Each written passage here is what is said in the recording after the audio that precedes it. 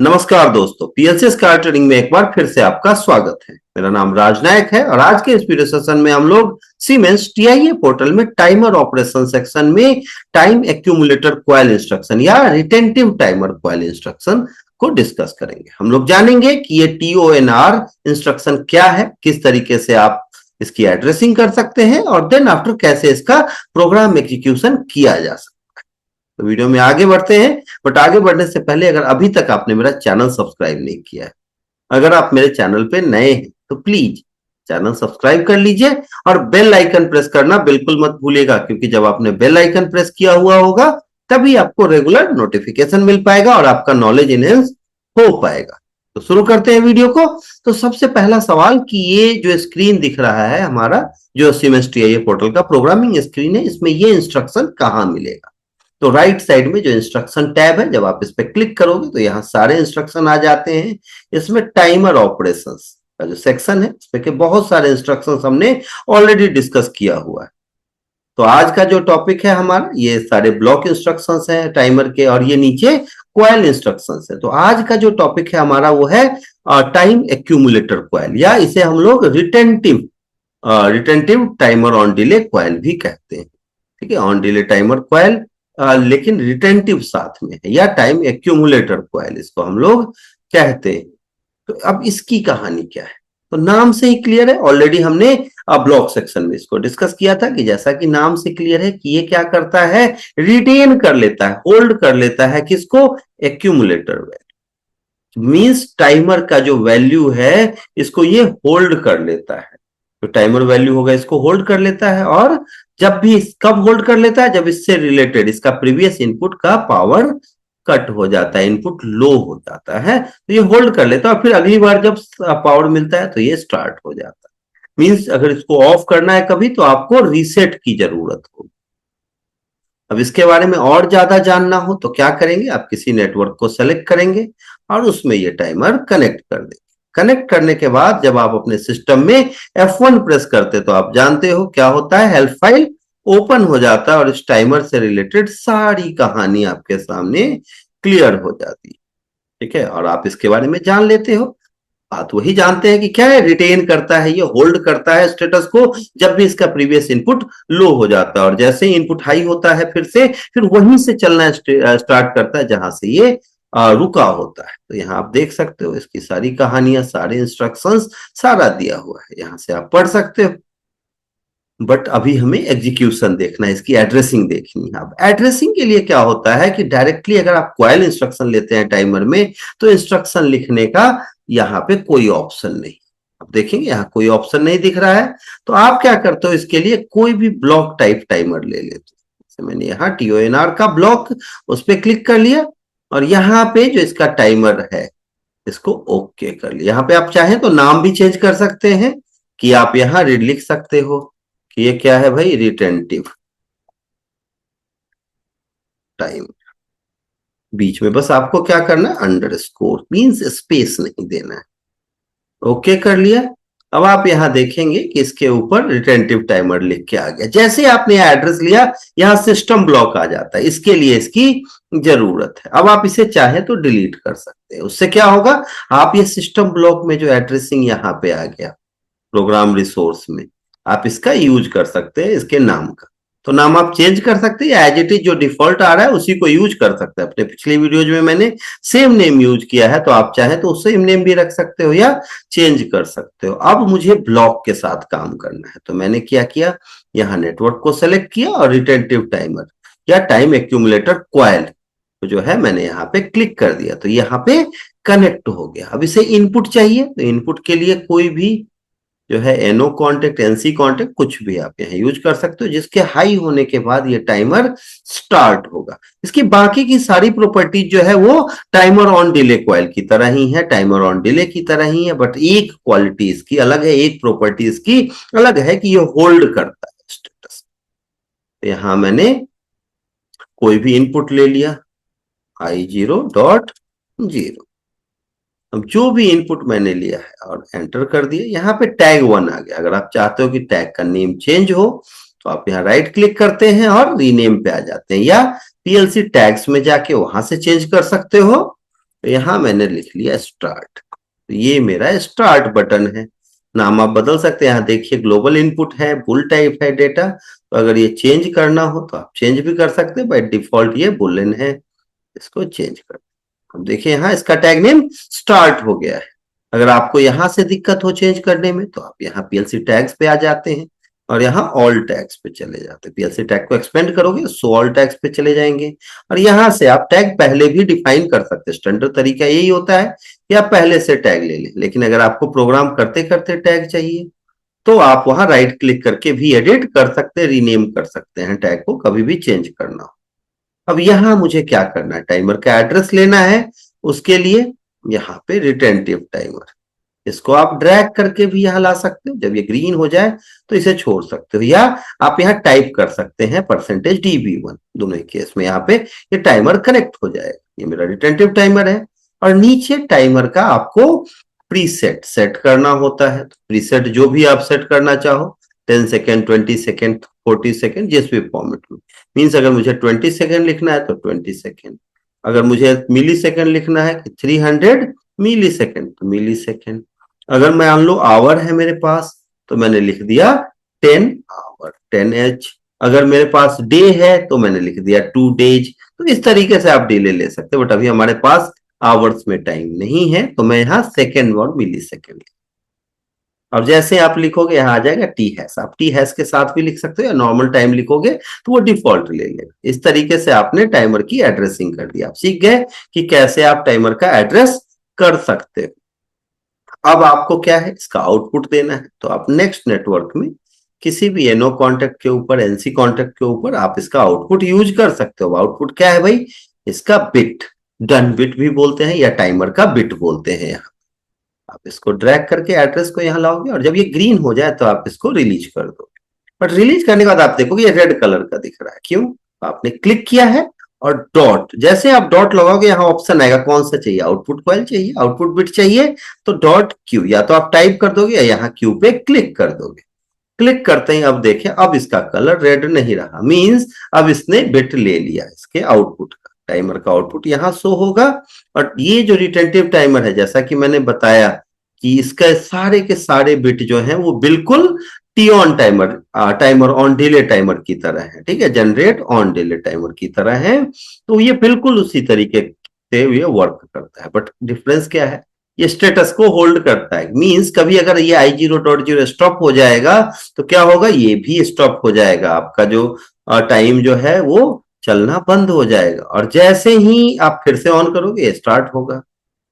और हाई कब करेगा ये आउटपुट को, आफ्टर दैट स्पेसिफिक वैल्यू, जब टाइमर जो है का जो एलिपेस्ट टाइम है वो चलते चलते पहुंच जाएगा कहाँ, प्रीसेट टाइम के बराबर, देन ये स्टार्ट कर देगा। ठीक है भाई। तो यहाँ Q0.0 न्यू टैग लिया है, ये कौन सा है भाई, आउटपुट है। मैंने राइट क्लिक किया और रीनेम टैग पे आके यहाँ ले लिया। ये भाई मोटर है, मोटर मेरा कब ऑन होगा, आफ्टर सम स्पेसिफिक वैल्यू। जैसे कि इस तरीके के काम में होता है इसका यूज।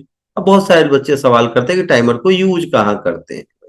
तो इसका यूज नॉर्मली कहाँ होता है कि जैसे मान लो आपका कोई फायर अलार्म हाई हुआ, तो आपने कहा कि अलार्म जब बजा हूटर तो 10 सेकंड के बाद आपका वॉल्व जो है वो ओपन होना चाहिए, 10 सेकंड के बाद आपका मोटर ऑन होना चाहिए। तो कुछ इस तरीके की कहानियां हैं, तो वहां पे आप इसका यूज करते हो। रिटेंटिव टाइमर का यूज कहाँ होता है, जहां आपको स्टेप्स में वर्क करने हैं कि अभी थोड़ी देर कुछ काम हुआ, देन आफ्टर थोड़ी देर, देन और फाइनली आपका आउटपुट हाई। तो आप रुक रुक के काम करते हो तो इनपुट जो है वो रुक रुक के मिल रहा है, बट स्टोर हो रहा है, रिटेन कर रहा है ये। और जहां रिटेंशन की जरूरत नहीं होती वहां पे आप बाकी टाइमर्स यूज करते हो। अब सवाल आया कि सर अगर इसे ऑफ करना हो तो कैसे कर, ऑफ करने के लिए रीसेट करना हो तो कैसे, तो इसके लिए हमारे पास एक कॉइल है ऑलरेडी, जिसके बारे में पिछले क्लासेज में भी मैंने डिस्कस किया है। तो अगर आपने वो वीडियो नहीं देखे हैं तो देख सकते हैं, ये टीपी, टी ऑन और टी ऑफ कॉइल के बारे में। बट अभी जो है हम लोग इस आरटी को देखेंगे। तो इस आरटी रीसेट टाइमर का यूज करके हम लोग टाइमर को रीसेट करते हैं। देखिए जैसे मैंने इसके क्लिक किया यहाँ आ गया, और जिस भी टाइमर को आपको रीसेट करना उसके एड्रेस को यहाँ से ड्रैग करके यहाँ ले लिया, या आप टाइप करते हो यहाँ रिटेंटिव टाइमर, बट ड्रैग करना ज्यादा बेहतर होता है, उतना टाइप नहीं करना होता है। अब जब भी आप इसे रीसेट करना चाहो इसे रीसेट कर सकते हो किसी भी इनपुट से। मैंने कहा आई मीन्स स्टॉप जो होता है वो हमेशा, अगर आप पुश बटन के साथ काम कर रहे हो या आप किसी के साथ भी, तो आप देखेंगे स्टॉप हमेशा जो होगा इसके केस में, रिटेंटिव टाइमर या टाइमर एक्यूमुलेटर के केस में हमेशा क्या होता है, ये रीसेट टाइमर से रिलेटेड इनपुट ही होता है। तो यहाँ मैंने लिख दिया I0.1, और ये जो I0.1 है ये क्या है मेरा भाई, रीसेट कॉइल है। तो यहाँ पे लिख दिया रीसेट इनपुट है, इससे के थ्रू क्या होता है, टाइमर मेरा रीसेट हो जाता है। तो यहाँ रीनेम पे आके मैंने लिख दिया कि ये क्या है, रीसेट या स्टॉप है।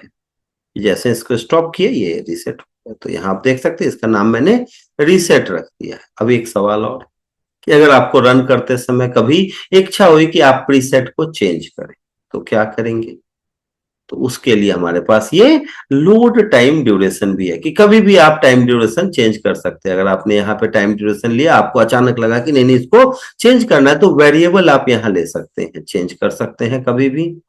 उसके लिए मैंने यहाँ पे एक और इनपुट ले लिया है I0.2, और इस इनपुट का नाम राइट क्लिक करके रीनेम टैग पे आ गए और इसका नाम रख दिया प्रीसेट। इसको जैसे ही आप क्लिक करोगे प्रीसेट चेंज हो जाता है। इसका नाम ही मैंने चेंज प्रीसेट या प्रीसेट रख दिया।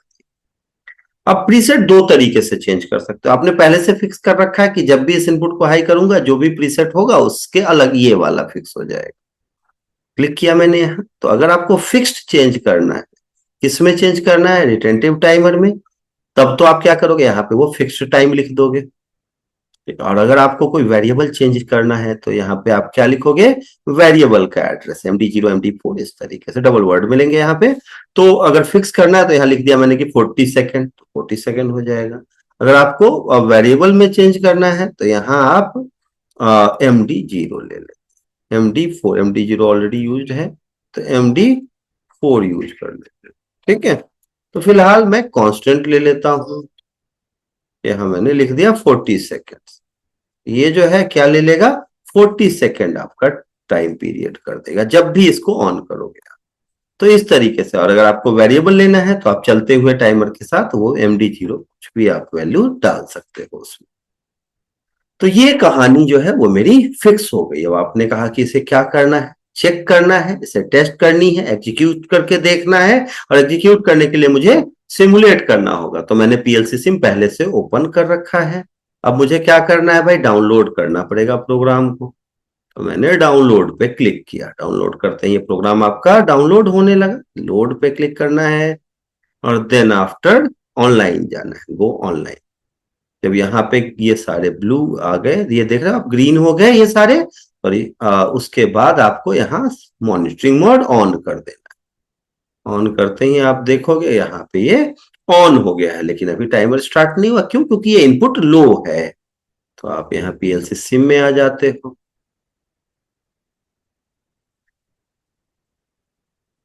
आप यहाँ देखेंगे कि PLC सिम तो है लेकिन कोई टैग नहीं है। तो आपने जैसे ही इस पे क्लिक किया, लोड प्रोजेक्ट टैग्स, आप देखेंगे जितने भी टैग आपने क्रिएट किए वो टैग तो आ ही गए। साथ ही साथ आपको ये टाइमर के भी अलग अलग पैरामीटर्स दिख रहे हैं। तो अगर किसी पैरामीटर की आपको जरूरत है तो आप देख सकते हो, नहीं है तो आप यहां से इसको डिलीट कर सकते हैं। अब आपका रन मोड पे है PLC। तो जैसे ही आप इनपुट I0.0 हाई करते हो, आप देखेंगे कि आपका PLC स्टार्ट हो गया।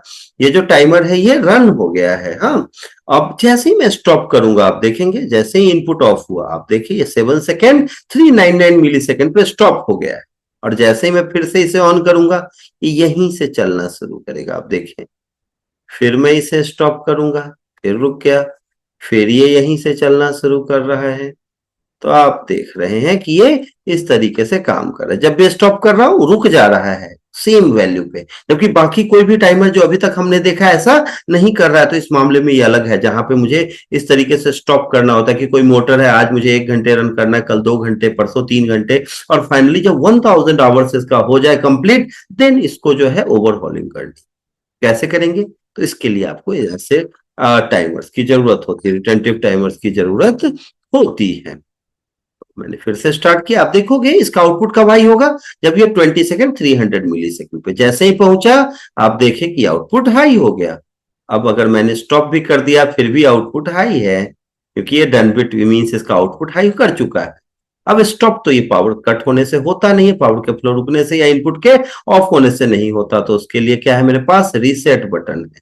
जैसे ही मैं इसे ऑन करूंगा आप देखिए टाइमर रीसेट हो, कभी भी इवन एग्जीक्यूशन के दौरान भी अगर आप रीसेट कर देंगे तो आपका टाइमर ऑफ हो जाएगा।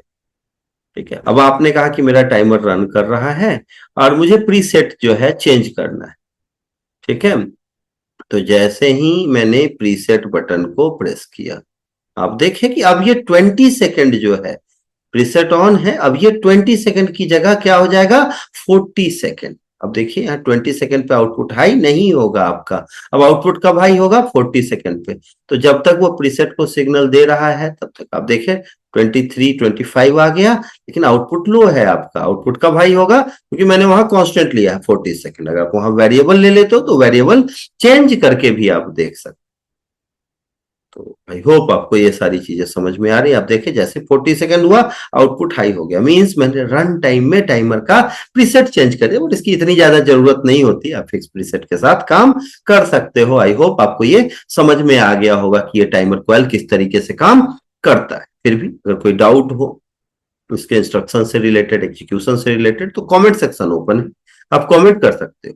कोई ऐसा डाउट हो कि आपको लगता हो कि नहीं कमेंट सेक्शन से काम नहीं चलेगा, आपको मुझसे पूछना चाहिए, तो उसके लिए मेरा कॉन्टेक्ट डिटेल आपको स्क्रीन पे दिख रहा है, आप मुझे कॉल कर सकते हो, आप मुझे व्हाट्सअप कर सकते हो, जिस तरीके से भी आप कांटेक्ट करना चाहो कांटेक्ट कर सकते हो, आप मुझे मेल भी कर सकते हो। अगर आपको पीएलसी सीखने की इच्छा हो, आप चाहते हो कि आप TIA portal, siemens TIA portal, siemens semantic manager, या इवन सीमेंस के किसी भी पीएलसी पे, ओमरॉन के किसी भी पीएलसी पे, एलन ब्रैडली के किसी भी पीएलसी पे, और पीएलसी के साथ स्कैडा, एचएमआई, वीएफडी, किसी भी ब्रांड के किसी भी ऑटोमेशन प्रोडक्ट पे अगर आपको ट्रेनिंग की रिक्वायरमेंट है, ऑनलाइन ऑफलाइन किसी भी मोड में, इंडिविजुअल एंड प्रैक्टिकल, हम लोग दोनों ही मोड में individual and practical training provide कराते हैं। हमारे पास एक डेडिकेटेड टीम है जो आपको ये ट्रेनिंग प्रोवाइड कराती है, एक्सपीरियंस फैकल्टी आपको मिलते हैं। तो अगर आपको ट्रेनिंग की रिक्वायरमेंट है उसके लिए भी आप मुझसे कांटेक्ट कर सकते हो। मेरा कांटेक्ट नंबर आपको स्क्रीन पे दिख रहा है, आपको क्या करना है, बस कॉल करना है, व्हाट्सअप करना है, आप मुझे मेल कर सकते हो। और अगर वीडियो पसंद आया है तो वीडियो को लाइक कर सकते हैं, शेयर कर सकते हैं, खुद का नॉलेज बढ़ा सकते हैं, अपने दोस्तों का नॉलेज बढ़ा सकते हैं। इस वीडियो के लिए इतना ही, मिलते हैं नेक्स्ट वीडियो में न्यू और इंटरेस्टिंग टॉपिक के साथ। तब तक के लिए थैंक यू वेरी मच।